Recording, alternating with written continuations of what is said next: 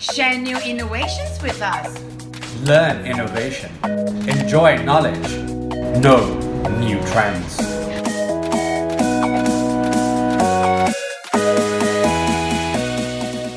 Welcome everyone to FMS Hatyai to Global Business. สวัสดีค่ะ As usual, my name is อาจารย์ Nana. My name is Ajahn Arno.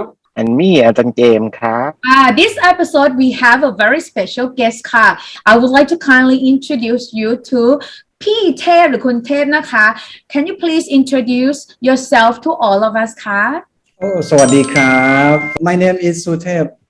I am SME.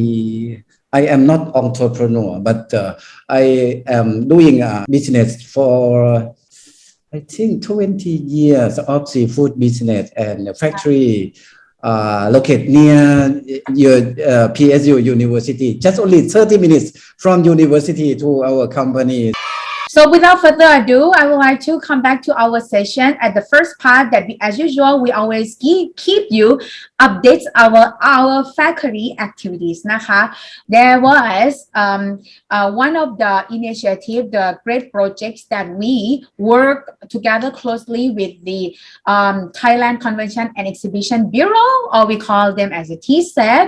Usually we always organize very interesting project together, but this time it's a cooperation with the Halal Institute and our Faculty of Management Science Spring of Songkla University.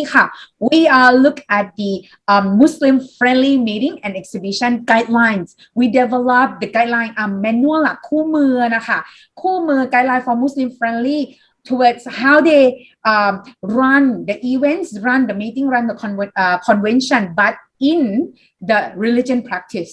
So our peak bodies like TSEB and the Halal Institute pretty much co-working together with us and come out with a good manual. We already done it, and we have done the press conference as well that we launch the manual. So the industries who are, pretty much like suppliers in this industry can practice and can follow this guideline. This is a great initiative. Like to share to you guys that we done this. Make sure that industry out there who hear this out regarding organizing any meetings or events or anything, try to consider the Muslim as one of the target group and try to organize something that match with the behavior, you know what I mean? So the target audience now is pretty much diverse, right? Ajahn Game, in the market right now, including yes. So therefore, this could be a good guideline that you can actually consider to practice. So this is one initiative, and then followed by something good about, again, award. We have a great celebration for the champion for the Mice Youth Conference.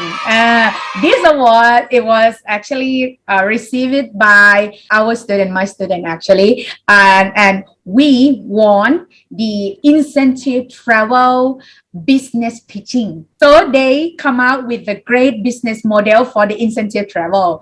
And of course, we have the organization like a TSEP as well as TICA and also SITE as well as the Mice Youth Challenge organization as a whole. They giving us the opportunity for our students to pitch the ideas of how to organize incentive travel. And our student is one of 29 team, and we won as a champion. Congratulations. Yeah, well done. Hey, congratulations. Yeah. And another good news as well, the rank that PSU in it is actually top 5. We are top 5 Thai university that we have 3 in 4 fields that like agricultural, biological science, business management and accounting, which is our discipline, and then dentistry, physics and astronomy. We are actually one of the San Miguel Institute ranking top 5 university. We really appreciate the listeners out there to being a fan and listen to our FMS updates for my part. So let's move on to Ajahn Arno part. Vocabulary list.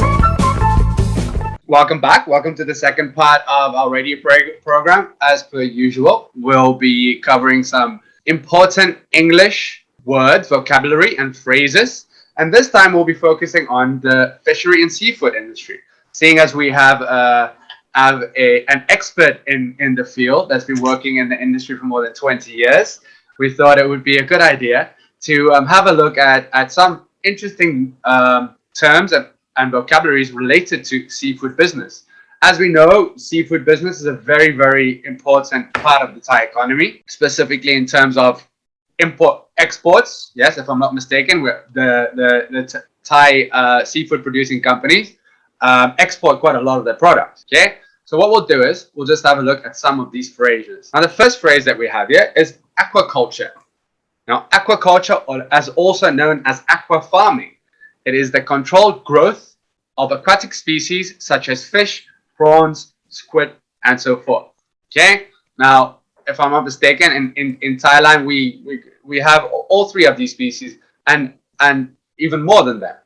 Okay. So the example sentence that I have here for aquaculture is: it is safe to say that aquaculture or farming is a very important industry contributing to the Thai economy. Okay. So that is it for the first one. All right. Now, for the second one, I'm going to ask Ajahn Nana for her help. Okay. Wild fishing harvest. Okay. What is wild fishing harvest? It's the commercial and personal fishing consumption in a specific area and over a specific time frame. Ajahn Nana, when you hear that term, what do you think of? Wild fish harvesting is especially common during certain period of the year. Is it such as sometime in October to March? Is it somewhere in Phuket too? Correct. Yeah, and I think according to at least my research is that wild fishing harvesting is especially popular during October to March in Phuket. Maybe Mr.Suthep, can you maybe share a little bit more about that? How does it work in Thailand in terms of this? Yes. So in case of wild fishing in Thailand, so that's correct that they are working during, how to say, so in Thailand we have two seasons.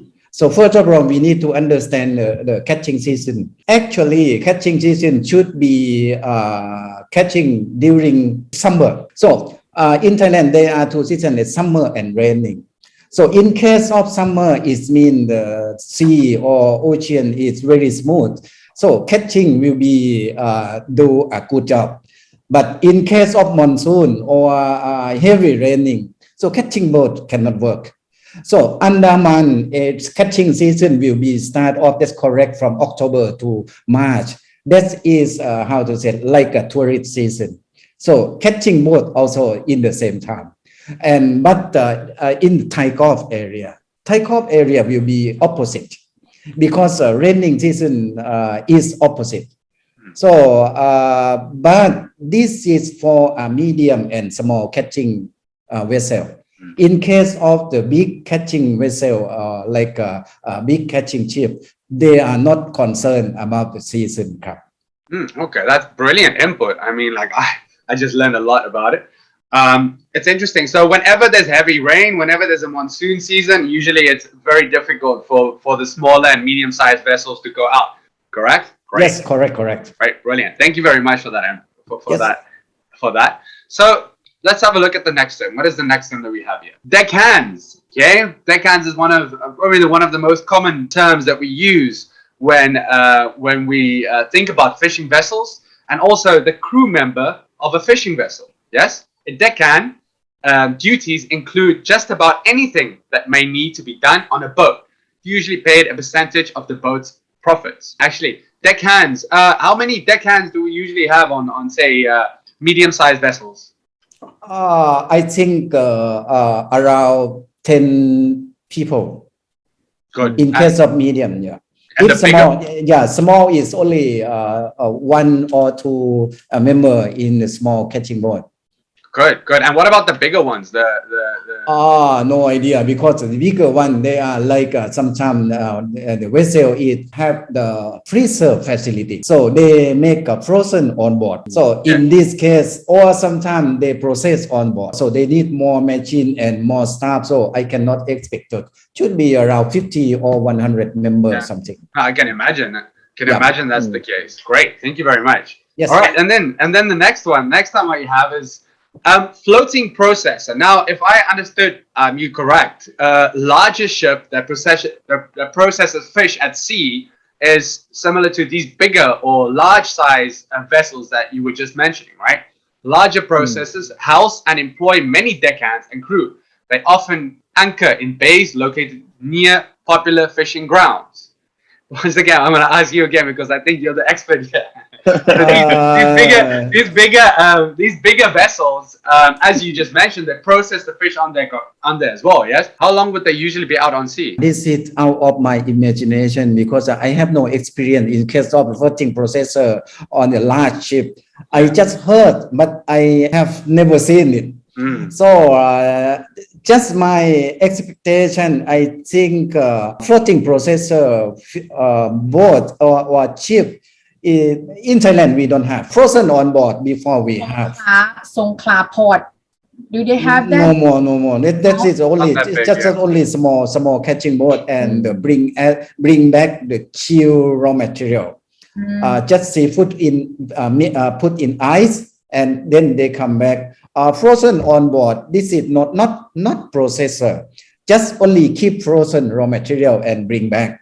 But in case of process in the ship, I think maybe some catching of crab in Norway or in some area. I think maybe they process on board like after catching a crab like snow crab or king crab and then they boil. After boil, they separate some part on the ship. But in Thailand, we don't have anymore in this case. There's some very valuable information that we are gaining. Yeah. Very, very valuable. No. I believe these big processors in the countries such as Norway and so on, they stay on at sea for months on end, correct? They could stay on the sea for quite a long period of time, right? Yeah, as I heard, during catching season, like a king crab or snow crab in the North Pole ocean. So in this case, during catching season, so they must work on board until catching season finish. So expect to be around 3 or 4 months. Wow! Imagine being at sea for 4 months, 4 months at a time. That sounds quite challenging, to be completely honest. Yes. Great, thank you very much. Specific to for Kun Suthep for sharing valuable knowledge in regards to the seafood and fishing industry in Thailand. Thank you very much. Thank you, Krab.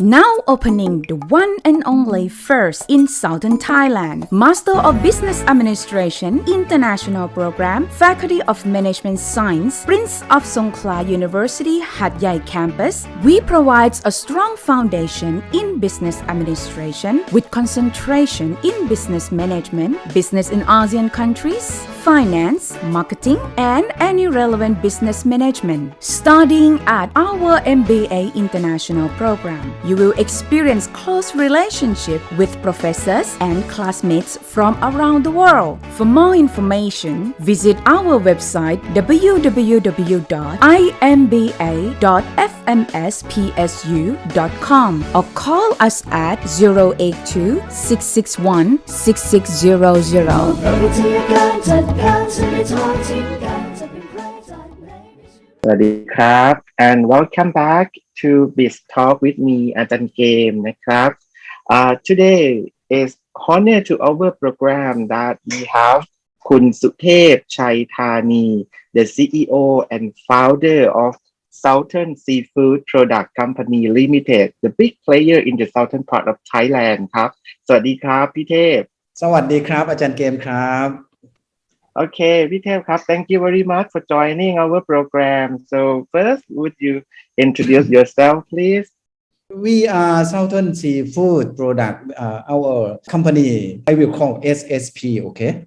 Okay. Yeah, so SSP was established year 2002, and we are going to 20 years anniversary on this September 25th. So, Wow. Yeah, already 20 years old. Wow, so you're gonna have a very yeah, big party. yeah, still survive. But Good. many things change. So since we start seafood processor and export our seafood product to other country, as we are talking from last session that overfishing had happened in Thailand for several years, Sure. and we are facing raw material shortage, seafood shortage, and this seafood industry become shrink day by day, years by years, and many company decide to close, decide to stop a business due to shortage. So we also facing this. We are also face this problem too. So finally we try, but we don't want to stop. We want to continue our business. So last 2017, we found some way to continue a business, and we established Planet Seafood. Planet is our brand, and after that, we try to move our product from raw material processing to value-added product, and try to bring our product to direct to end user. So, and after that, still facing a shortage raw material, and still we use raw material. We will talk for the next. And finally, we must try to do more. Just only branding not enough. Just only try to make a value-added product. It's still not enough. So finally, last year, again, we established a Planet Farm. So we will talk from the next topics. Okay, it's very interesting introduction, Peter. Actually, I want to inform our audience, Ajahn Arno and Ajahn Nana, Peter is our alumni too. He got a master degree in business administration, right? Always welcome our alumni members to we're very privileged to have you here. Thing that I found that Peter quite changed from the beginning when he entering into the program is how the concept of social responsibility and how to apply those concepts into his business. However, after we have some information a little bit about his company and himself, so I would like to ask Peter more detail about the business type or the business practice that you are doing now, including the product, what kind of the product that you offer to the consumer nowadays. Okay, so now we are still processing a seafood product. So that product are still our main product and still export to Japan, China, and Taiwan, Hong Kong. Still concentrate in Asian market because we are using local raw material only, and mainly fishes. So fish Thai origin fish only. But not overfishing, right? Yeah, I think it's a seafood industry. So we can divide into the corporate company, the big company. Big company, they are using frozen onboard raw material. Let me talk from last session. So import frozen raw material and reprocess, and after that sell to another market. But in case of Southern Seafood or SSP, we use fresh raw material, but we cannot buy fresh raw material not available from the frozen vessel.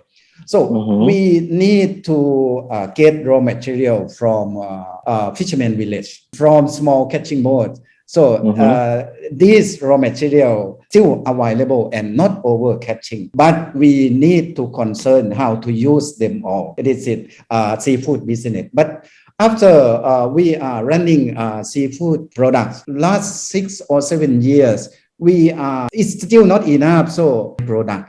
And roasted product is like a seafood snack. ปลาย่างอาจารย์นานา ใช่ค่ะ Okay. Yeah. So these roasted product also we export. Popular in some country like Japan or China. This is popular. It's for snack. So อาจารย์อโน This is ready to eat, right? ready to It's eat. ready Ready to to eat. eat.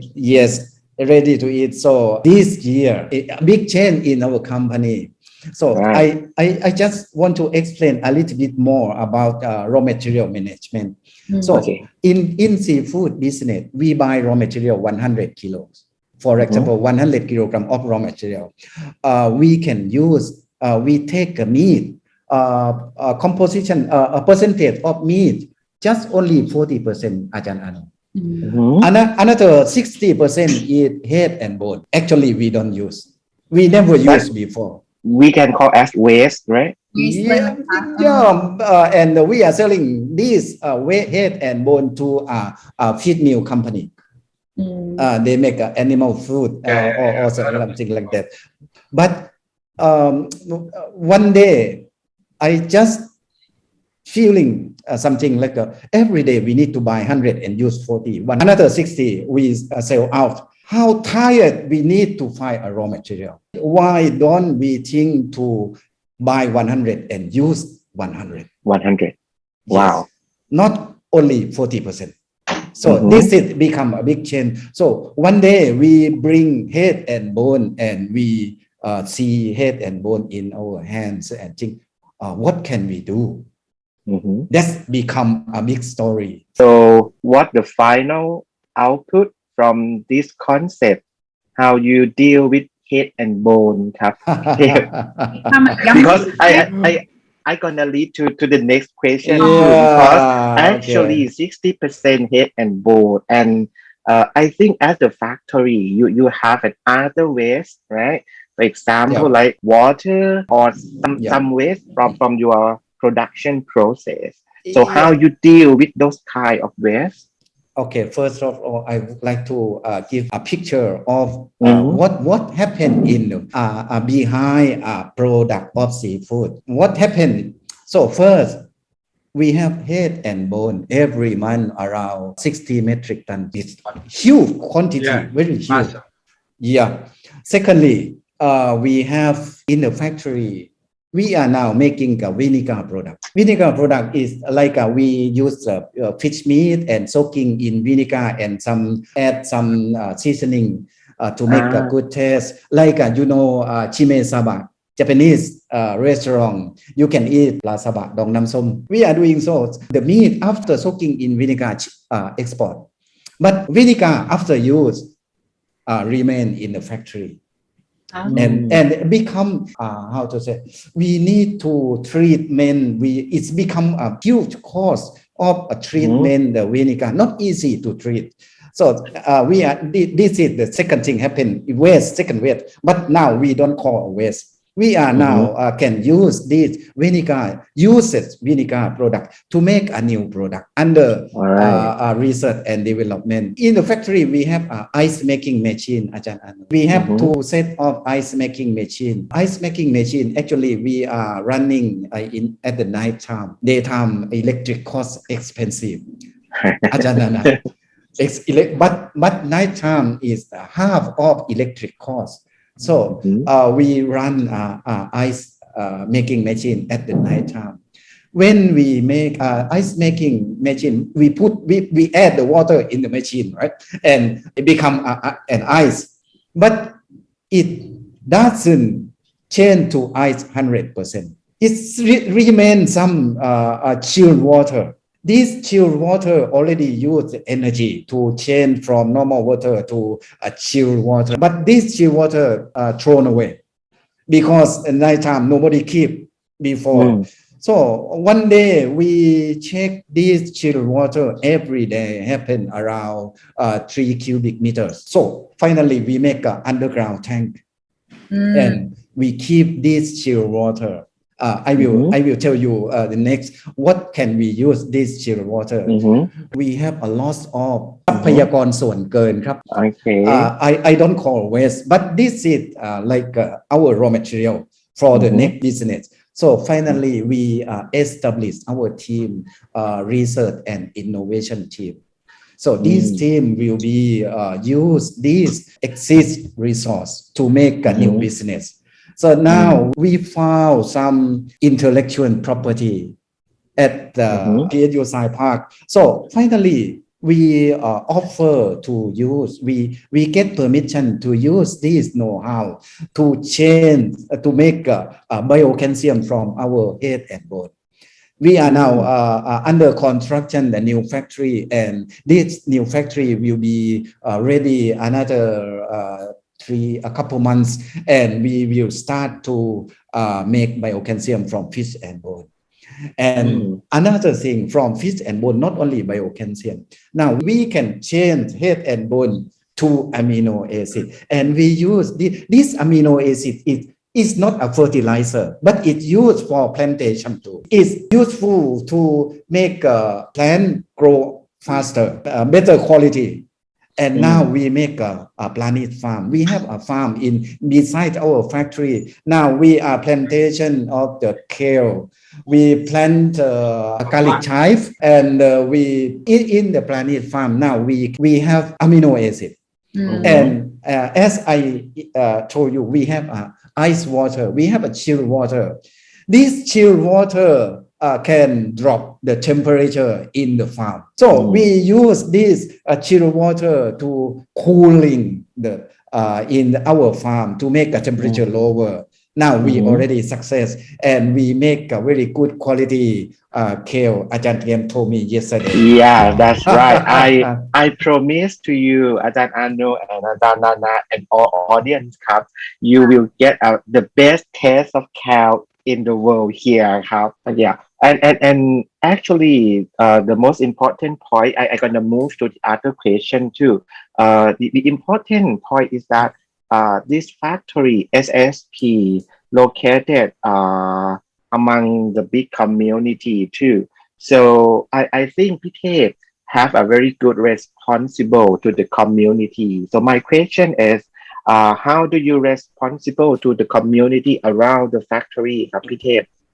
Okay, since I graduated MBA under advice from many ajahn in Portugal, and as I talked previously, like many things happen in our company. Before talking about the community beside the factory, so I would like to talk about our standing point to do a business. We are small enterprise. We have about 200 employees in our company, and we decide to make our standing point to do a business. First, our standing point, we decided to use local raw material, seafood only, and from a small catching boat only, for not only but the main supply raw material. So this is we can say local raw material.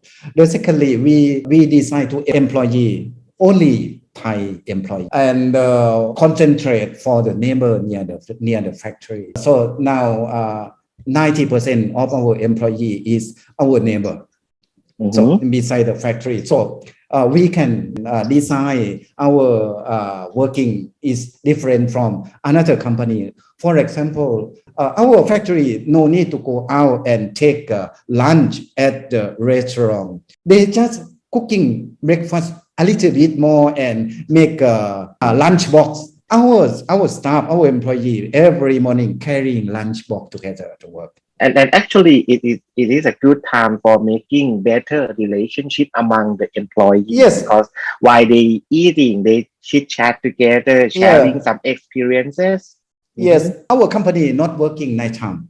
We work only 6 days per week, and everybody take a holiday on Sunday. So we cannot pay we cannot pay more to our employee, but we can save them a cost. They don't need to rent a house. So if Ajahn Kem work in Bangkok, Ajahn Kem need to pay for a condominium 10,000 baht per month, right? 20,000 nowadays. 30,000. But if Ajahn Kem work near your family, you don't need to pay this amount. Right. Yeah, you don't need to pay for lunch. do not need to pay for dinner. You can, Right. and you have a very good relationship in the family. Yeah. So Right. this is Correct. already done since I think I graduated how many years ago? 7-8 years ago, and we Wow. success. So now we think our employee happy this. When employee happy, so I Mm. think community gonna be the happy community too, because all of employees staying there, right? Yes. Okay, so as we have quite limited time, so Yep. actually we already see the importance of CSR that P2K tried to put into the company and how to make it happen with the company and the community. However, I feel that that's only me. I feel that some of business owners they still think that CSR is quite far away from the business practice and there are no reward or no benefit to them. So as you already success implementing this kinds of concept as CSR, so can you suggest to our audience or any business owner how to start doing business with the CSR before we say goodbye to them? Okay, อาจารย์เกมครับ we are doing CSR every day. I always read the information that this company doing the CSR during some special time or like when they want to do something like and then make a big news. So we are not doing like that. But in this case, so from our standing point, it's become CSR. So, but this first of all, this is the company. This is still business, so we need income. So we another hand, we need profit to company survive. But in another hand, we don't harm anybody. We don't make any problem. But it feel difficulty. But I think if good design, if we already design before we start, so anything. But why don't you design in the same time? So we try to make this model in the same time. So once you have a model, like now we are using BCG model to running a business. Especially circular. So this is depend on your condition. That's a very good conclusion. Actually, the conclusion here from Kun Suthep, in order to be a good company and try to apply the concept of CSR, so you can start from your own heart. So if you have a beautiful mind, so you can share your love to your employee, and those sharing gonna impact to the community too. So that's the basic idea and the easy way of implementing the CSR concept into the business process, right? So thank you very much ครับพี่เทพ CEO and founder of SSP ครับ That's all for today my part from Biz Talk. Thank you very much and back to อาจารย์นานาครับ Thank you very much ค่ะอาจารย์เกม and คุณสุเทพนะคะ First of all, as you know that คุณสุเทพ is brilliant man. Actually, I would call you as a CSR leader. The one who actually give us a design goals, a new designing goals to being, leading in organization. We can actually see that he actually have multiple priorities in his mind. I can say that because what you concern is actually whole wide range of being, like an entrepreneur and organizing your companies, community impact, marketing reach, and internal business practice. Yeah, like corporate entrepreneurship, yes? Intrapreneurship we call it, but actually the new term is corporate entrepreneurship. It's a very, very good case study of how corporate entrepreneurship is being applied in a company that's already existed for 20 years and being an innovative leader in the industry. So we are pleased to have you again if you don't mind to come back in our session, probably talk more insight about how you lead the organization. Maybe. Yeah, Naka. So probably Ajahn Kim need to approach you again soon. So thank you very much for today. Thank you very much, Ajahn Kim and Ajahn Arno. So everybody, now we here at the end of our episode, FMS Hatyai to Global Business. So we all have to say goodbye. สวัสดีครับ สวัสดีครับ สวัสดีครับ